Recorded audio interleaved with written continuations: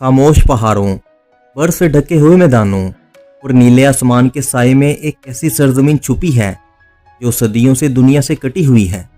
यह है तिब्बत, जहाँ वक्त सुस्त चलता है और दिलों में सुकून बसता है। दुनिया की छत कहलाने वाली एक ऐसी सरजमीन जहाँ ऑक्सीजन की कमी में भी जिंदगी सांस लेती है, जहाँ पहाड़ आसमानों से बातें करते हैं। मगर इस जन्नत नज़ीर खित्ते में एक ऐसा रवाज भी जिंदा है जो दुनिया के लिए हैरत का बाइस है। पोलीएंड्री, यानी एक औरत के कई भाइयों से बैक वक्त शादी।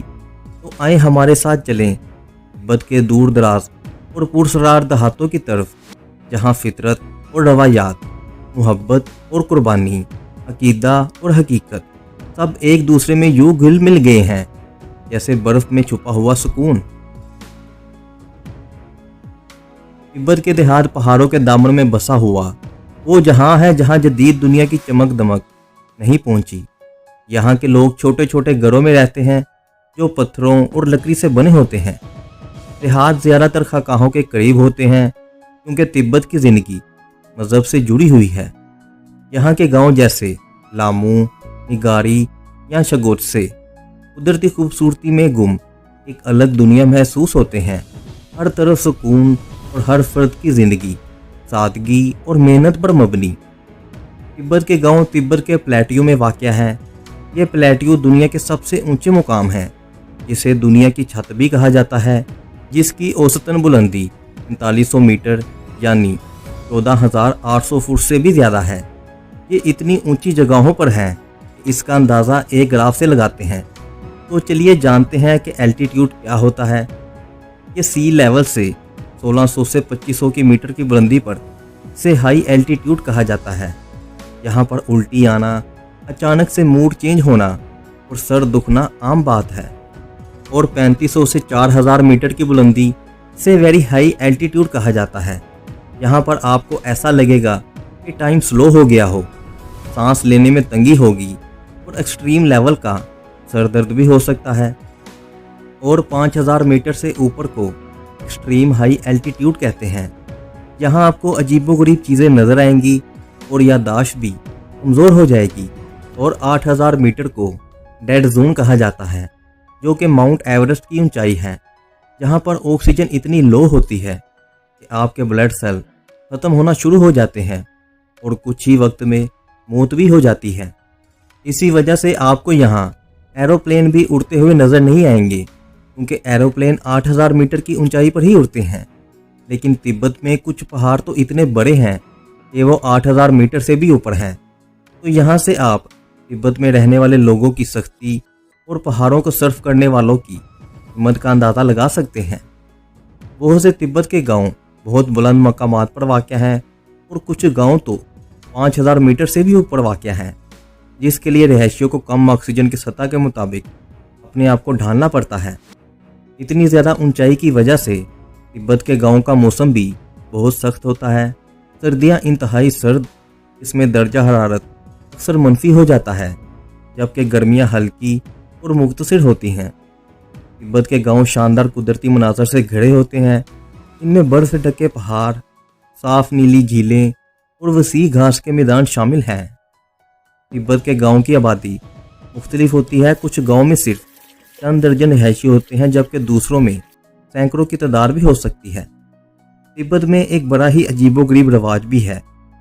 यहाँ कुछ हिस्सों में तिब्बत और नेपाल और भारत की तिब्बतियन कम्युनिटीज़ में एक मुनफरिद अज़वाजी रवाज मौजूद है, जिसे भाइयों की मुश्तरका बीवी जिन्हें फर्तनियाल पोलीएंड्री कहा जाता है। इस निज़ाम के तहत एक औरत बैक वक्त बहुत से भाइयों से शादी कर सकती है। ये रवाज तारीखी, मुआशी और सकाफती जड़ें रखता है और कुछ दही और रवायती तिब्बतन माशरों में आज भी मौजूद है। इन शादियों के पीछे वजूहात ये हैं, तिब्बत के मुश्किल और वसाइल से महरूम माहौल में ये शादियां ख़ानदान के वसाइल को महफूज रखने में मदद देती है। जब एक बीवी कई भाइयों की होती है तो ख़ानदानों को अपनी ज़मीन और जायदाद को वारसों में तकसीम करने से बचाया जा सकता है। ये रवाज आबादी पर काबू पाने के तौर पर भी काम करता है। जब कम औरतें बहुत से मर्दों से शादी करती हैं तो पैदाइश की शरह कम रहती है, जो इन इलाकों में جہاں آلریڈی وسائل محدود ہے فائدہ مند ہے۔ پولی انٹری شادی میں بیوی عام طور پر اپنے شوہروں کے ساتھ خاندانی گھر میں رہتی ہیں۔ تعلقات کی حرکات مختلف ہو سکتی ہیں، لیکن عام طور پر تمام بھائی شادی میں برابر کے حقوق اور ذمہ داریاں رکھتے ہیں۔ ایسی شادیوں سے پیدا ہونے والے بچے خاندان کے بچے مانے جاتے ہیں، نہ کہ کسی خاص بھائی کے۔ یہ خاندان کی نسب اور جائیداد کو ایک واحد ہستی کے تحت برقرار رکھنے میں مدد دیتا ہے۔ لیکن جدیدیت اور بدلتے ہوئے سماجی اقتدار پولی انٹری شادی کی موجودگی پر اثر انداز ہو رہے ہیں۔ نوجوان نسل، خاص طور پر وہ جو تعلیم یافتہ ہیں، تیزی سے ایک شادی کا انتخاب کر رہی ہے۔ تبت کے گاؤں صرف رہنے کی جگہ نہیں بلکہ روحانی سکون کا مرکز بھی ہے۔ بدھ مت یہاں کی زندگی کا اہم حصہ ہے۔ ہر صبح لوگ خانقاہوں میں جاتے ہیں، منتر پڑھتے ہیں اور پرانے رواجوں کو دہراتے ہیں۔ گھروں میں چھوٹے مندر، رنگین جھنڈیاں اور دعاؤں کے پہیے ہوتے ہیں۔ لوگ مانتے ہیں کہ ان کی زندگی کا سکون انہی عبادات سے جڑا ہوا ہے۔ تبت کے گاؤں میں بنیادی نسلی گروہ تبتی ہے اور تبتیوں کی اپنی الگ زبان، ثقافت اور روایات ہے۔ تبت کے گاؤں میں زراعت ایک اہم پیشہ ہے۔ یہاں جو، آلو اور مختلف سبزیاں عام فصلیں ہیں جو بلند مقام کے حالات کے مطابق ہوتی ہیں، اور یہاں پر آپ کو سیب کا ایک ایسا روپ ملے گا جو صرف آپ کو تبت میں ہی ملے گا، اور یہ دنیا کے مہنگے ترین سیبوں میں آتا ہے، جسے کہتے ہیں دی بلیک ڈائمنڈ۔ گاؤں میں جانور پالن بھی اہم ہے، جن میں یک، بھیڑ اور بکریاں بنیادی مویشی ہیں جو گوشت، دودھ اور اون فراہم کرتے ہیں۔ تبت میں مکانات سخت موسم کا مقابلہ کرنے کے لیے بنائے جاتے ہیں۔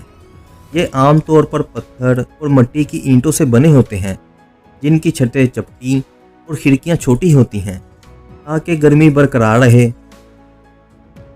تبت میں بدھ مت ایک غالب مذہب ہے۔ خانقاہیں گاؤں کی زندگی کا مرکز ہوتی ہیں اور بہت سے دیہاتی متقی بدھ مت ہیں۔ تبت کے گاؤں بہت سے تہوار مناتے ہیں، جن میں دو اہم تہوار لوسار جو تبتی نئے سال کے موقع پر منایا جاتا ہے، اور ساگا داوا جو بدھ کی پیدائش، ان کی روشن خیالی اور موت کے لحاظ سے منایا جاتا ہے۔ خانقاہیں بہت سے گاؤں میں نمایاں خصوصیت رکھتی ہیں۔ یہ عمارتیں اکثر خوبصورتی سے سجی ہوتی ہیں اور مذہبی سرگرمیوں اور تعلیم کے مراکز کے طور پر کام کرتی ہیں۔ تبتی خان پان منفرد اور بلند مقام کی زندگی کے مطابق ہوتا ہے۔ اس میں بھنا ہوا جو کا آٹا، مکھن کی چائے اور موموز شامل ہیں۔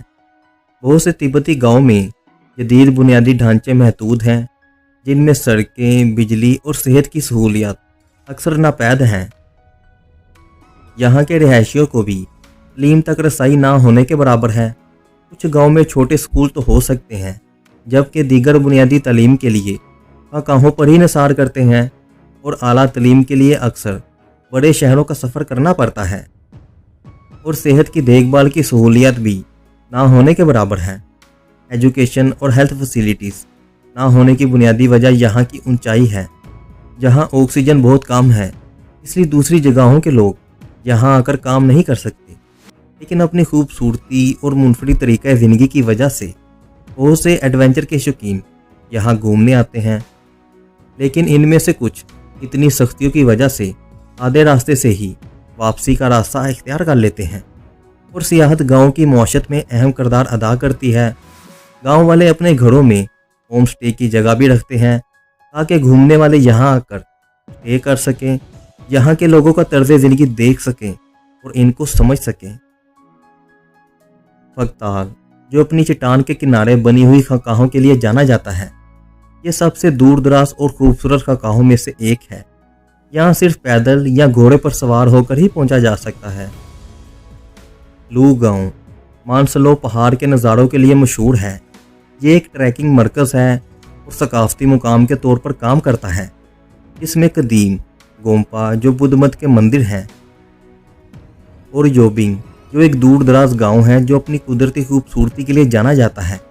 یہ ایک مشہور ٹریکنگ منزل ہے جو مقدس پہاڑوں اور جنگلات سے گھرا ہوا ہے۔ تنگڑی ماؤنٹ ایورسٹ کا گیٹ وے ہے۔ یہ ہمالیہ کے شاندار نظارے پیش کرتا ہے۔ और कोहे पेमाओं और ट्रैकरों के लिए एक अड्डा है। यहाँ का शटन फेस्टिवल बड़े पैमाने पर मनाया जाता है। इसमें रवायती परफॉर्मेंस, तिब्बती ओपेरा और एक देव हैकल थान गक्का पेंटिंग की नुमाइश शामिल है। तिब्बत में मुनफरिद पौधे और जानवर भी पाए जाते हैं। इसमें तिब्बतियन हिरन, बर्फानी चीते और मुख्तलिफ मुकामी पौधे शामिल हैं। तिब्बतियन शादियाँ ये सिर्फ तकरीबात नहीं, ये रूहानी लम्स, सदियों पुरानी रवायात और रंग बिरंगे जज्बात का हसीन इम्तियाज़ होती हैं। इनमें हर लम्हा, हर रस्म अपने अंदर एक गहरा मतलब रखती हैं। अक्सर तिब्बती देहातों में शादियों का पहला कदम एक तजर्बाकार रिश्ता कराने वाले के जरिए उठाया जाता है, जो दोनों खानदानों की हम आहंगी को देखकर रिश्ता तय करते हैं। फिर एक दिन दूल्हे का खानदान खूबसूरती से सजे तहाइफ और सफ़ेद रवायती अस्काफ लेकर दुल्हन के दरवाजे पर दस्तखत देते हैं। ये लम्हा महज रस्म नहीं, बल्कि नए रिश्ते की इब्तिदा की मंजूरी होती है। दुल्हा और दुल्हन के घरों को भी रंगीन झंडियों, खुशबूदार फूलों और रवायती तिब्बती निशानात से दुल्हन की तरह संवारा जाता है। दरवाजे पर एक सफ़ेद स्कार्फ बांधा होता है, एक खामोश दुआ कि ये नया रिश्ता खुशियों से महके। फिर आती है दावत की बारी, एक शाही ज़ियाफ़त जिसमें शामिल होते हैं तिब्बतियन खानों के लज़ीज़ ज़ायके जैसे तसाम्पा, याक का गोश्त, मोमोज़ और गरम मक्खन की चाय। अक्सर पूरा गांव इस खुशी में शरीक होता है। तिब्बत के देहातों की ज़िंदगी हमें सिखाती है कि आसानी सिर्फ सहूलत में नहीं, बल्कि सादगी, कुर्बानी और फितरत के करीब रहने में भी है। यहाँ के लोग चाहे कितनी ही बुलंदी पर क्यों ना हों, ज़मीन से जुड़े हुए हैं। इनकी दुआएं हवा में घुलती हैं, इनकी रस्म व रवाज पत्थरों पर नकूश होते हैं और इनके दिल बर्फ़ की तरह शफाफ और मजबूत होते हैं।